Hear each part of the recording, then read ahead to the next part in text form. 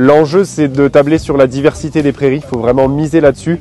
Des prairies plus riches, plus précoces, plus fertiles, des prairies plus maigres, plus tardives, sur lesquelles on a de la diversité floristique.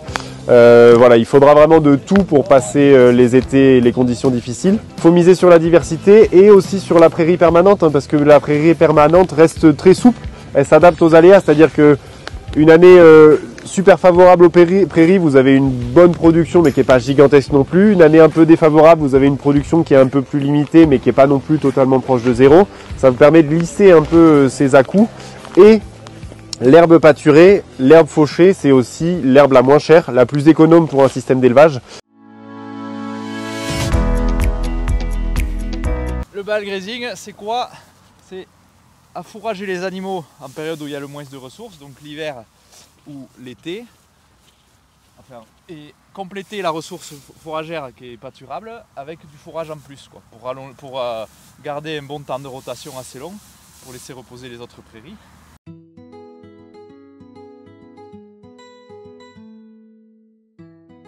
Le bilan de cet essai pour la ferme du lycée La Roque, c'est qu'on se posait la question toujours de comment détruire nos couverts. Vu les résultats qu'on a sur les restes d'azote et de phosphore dans le sol sur la partie qui n'a pas été pâturée, on aurait tendance maintenant à plus aller nourrir notre sol et nos vers de terre que nos vaches.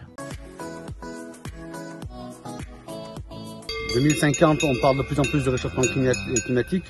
Donc pour moi, je pense que c'est un décalage de la pousse de l'herbe. On aura de l'herbe plus tôt au printemps et plus tard à l'automne, et une période sèche l'été. Donc il faut qu'on s'apprenne à lâcher les bêtes tôt et rentrer un peu plus tard. La chance qu'on a en Aubrac pour 2050, c'est qu'on a des vaches qui savent valoriser un fourrage grossier. Donc je pense qu'il faudra qu'on garde une herbe sur pied pour pouvoir nourrir l'été, une herbe sèche qui nourrira les bêtes du 15 juillet au 15 août, période qui va être plus sèche.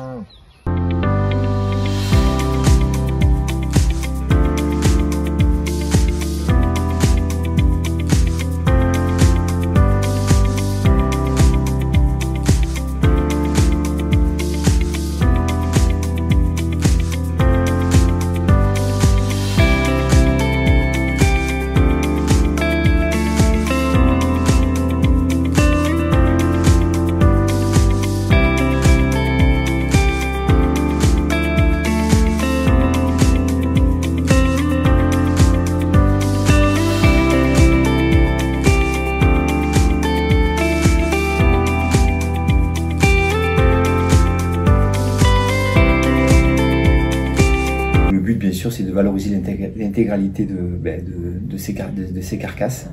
Donc la chance d'avoir ces trois établissements qui vont nous permettre de valoriser l'entièreté de la carcasse.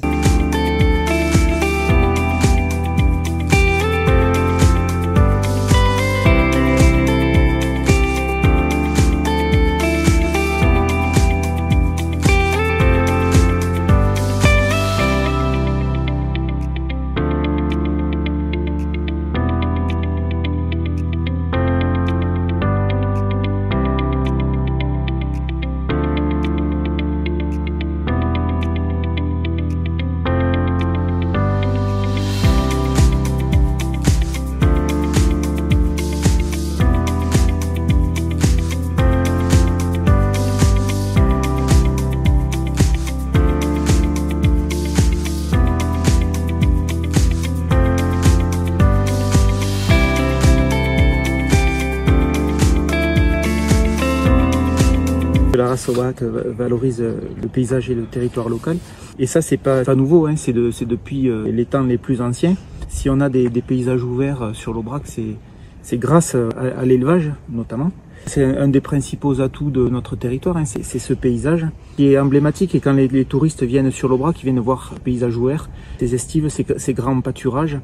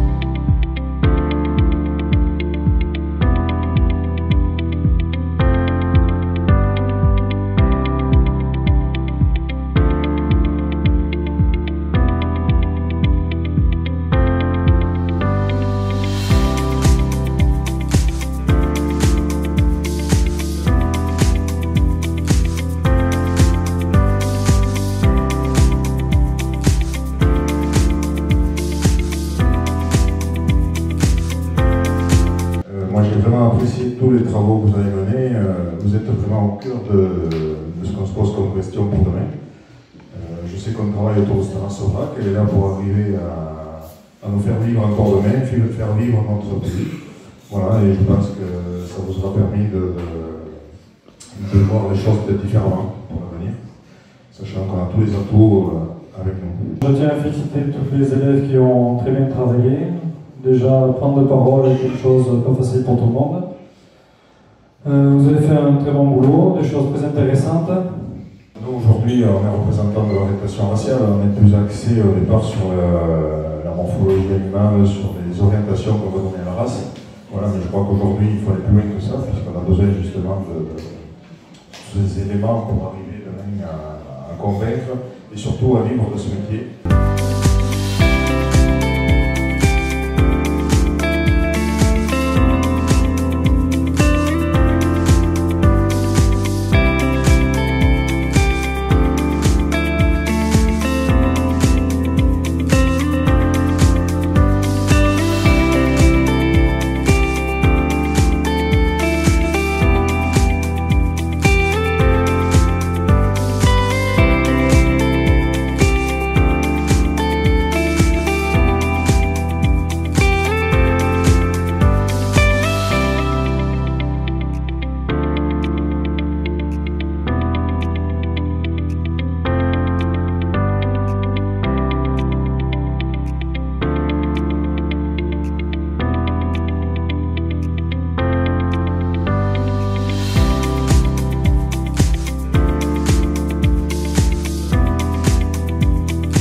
Je pense que nos territoires, notre façon d'élever nos animaux, nous amène à nous poser les bonnes questions. Alors maintenant, la principale réponse que nous, en tant qu'éleveurs à l'Union BAC, on doit avoir, c'est de renforcer un peu, par rapport à la synthèse que vous devez faire, c'est de renforcer l'orientation raciale, d'établir clairement et distinctement les objectifs que nous, sur nos animaux, on va mettre en œuvre en termes d'orientation pour garantir toutes les pistes que vous avez évoquées. L'avenir est écrit là, vous avez fait un travail formidable, je vous en remercie sincèrement, ça donne des pistes, ça donne du crédit à nos réflexions, et puis l'avenir vous appartient, donc pensez bien que on prend en considération de façon très sérieuse ces pistes, et il ne faut pas avoir peur d'être innovant.